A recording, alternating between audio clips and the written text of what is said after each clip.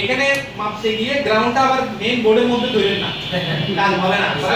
অনেকে ভুল করে, এখানে সুন্দর করে বসায় রাখে, গ্রাউন্ড বলে যে সারতে এখানে বড় বড় গ্রাউন্ড বলতে এগুলোতে ধরি, ধরার পরে এখানে কি করে, এখানে মাপতে শুরু করে। এখানে মাপতে হবে না, আমি তো কানেক্টর খুলে দিয়েছি, এখন মেইন বোর্ডের সাথে আমার কানেক্টিভিটি নাই, আছে এখন আমরা গ্রাউন্ড করতে হবে এই সার্কিট বোর্ডে। কোন সার্কিটে? সাব বোর্ডে। সাব বোর্ডে এটা কি গ্রাউন্ড না? এটা গ্রাউন্ড না? গ্রাউন্ড ধরে এখন আমি কি করব, এখানে কোনটা বিভাসের লাইন আমি জানি না, আমার কাছে ডায়াগ্রাম নাই, কি নাই? ডায়াগ্রাম নাই। আমি এখন করব কি, আমি এখানে এটা আমি স্টেপ বাই স্টেপ একটা একটা করে এভাবে মাপতে পারবো না, মাপতে পারবো। দেখেন এখানে বিভাসের লাইন একটা না চারটা থাকতে পারে। দেখেন আমি দেখুন একটা শুরু থেকে যেটা করছি, দেখেন ভোল্টেজ দেখা যায় না? তার মানে এই চার্জিং পোর্টও ভালো, এই সার্কিটও ভালো, এখানে পর্যন্ত কি দিচ্ছে, ভোল্টেজ আউটপুট দিচ্ছে। দেখেন এখানে অনেকগুলো পোর্টের মধ্যে বিভাস দেখা যাচ্ছে, এই জায়গায় একটা এইদিকেও দেখা যাচ্ছে, পাওয়া যাচ্ছে না? আমি বলছি না আপনাদের যে লাইন একটা উঠে গেলে আবার চলে, এখান থেকে যদি কোনো একটা কানেক্টর ভেঙেও যায় তারপরেও কি করবে, এই তারটা কাজ করবে। কথা বুঝতে পারছেন? টাইপ সি পোর্টে একটা সুবিধা, লাইন অনেকগুলো। আমি এখানে কেন পরিমাপ করছি, এখানে ধরছি শুরুতে কোণার মধ্যে, এখানে ধরছি বিভাসের লাইনগুলা কানেক্টরের কোণায় থাকে। কথা বুঝতে পারছেন? তারপর আরেকটা ব্যাপার হচ্ছে, যেসব কানেক্টরের মধ্যে এদিকে স্টিল থাকে, এই কোণায় স্টিল থাকে, সেখানে দেখবেন এই দুইটা স্টিলের মধ্যে যে কোনো একটাতে আপনারা বিভাসের লাইনটা পাবেন। স্টিলের মধ্যে এই কোণার কানেক্টরের কোণার মধ্যে এখানে স্টিলের মধ্যে বিভাসের পাবেন, সাথে এই কানেক্টরের পিনগুলোর মধ্যেও পাবেন। কথা বুঝতে পারছেন? কি বলতে বুঝছেন?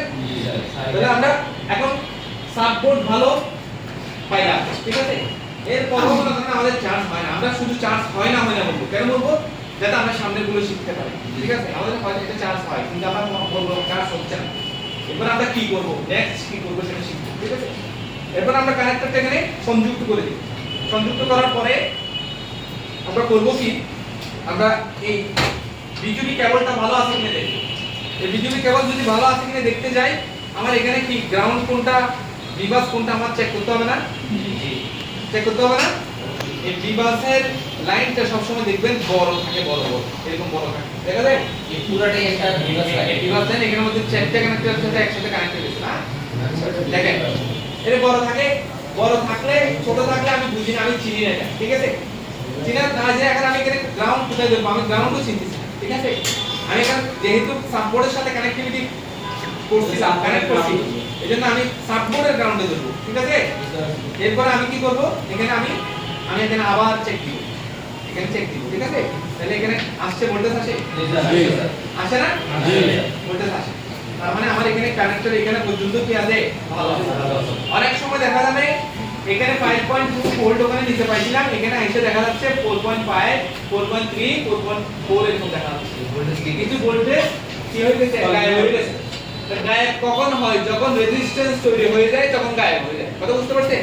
তাহলে রেজিস্ট্যান্সটা কেন তৈরি হয়, এই যে কানেক্টরটা এই রেমনের সাথে সংযুক্ত হয়েছে, এখানে এই যে ঝালাই করা আছে, এখানে ড্রাই সোল্ডার হয়ে যেতে পারে। কথা বুঝতে পারছেন?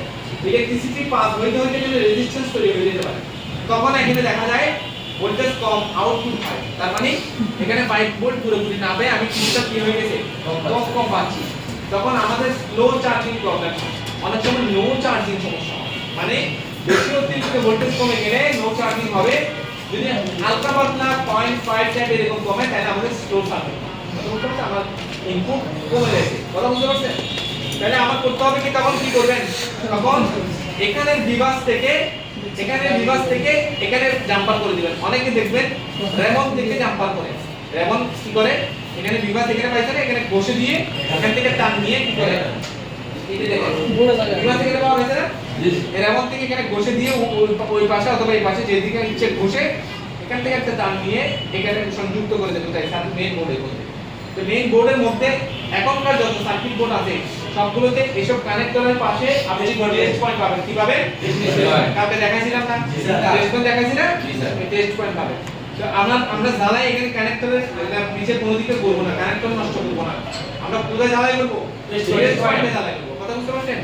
রেমনের এখানে না করলে আমার করতে হবে কি, এই জায়গা থেকে আমাদের এই জায়গা থেকে কি নিয়ে যেতে হবে, আমার তার নিয়ে এখানে জ্বালাই করে দিতে হবে। এখান থেকেও নিতে পারেন, এখানে অন্য জায়গায় যেখানে 5 ভোল্ট পাবেন সেটাই মনে করবেন বিভাসের লাইন, সেখান থেকে আপনি ধরেন এই ক্যাপাসিটরের মধ্যে আমরা পাবো, দেখেন যা আমার মুখস্থ আছে এটা আমি বলতে পারছি আপনার হয়তো আছে না এখানে দেখো আপনি ক্যাপাসিটর দেখো টাইম নিতে পারবেন একেবারে কোন জায়গায় দিতে পারবেন সবাই যদি চার্জিং করে বিভাগ থেকে এনে দেন বুঝতে পারছেন এই নাম্বারটা বুঝতে পারবেন না এগুলো করে আপনি অনেক টাকা ইনকাম করতে পারবেন কেন এগুলো হচ্ছে এখন কমন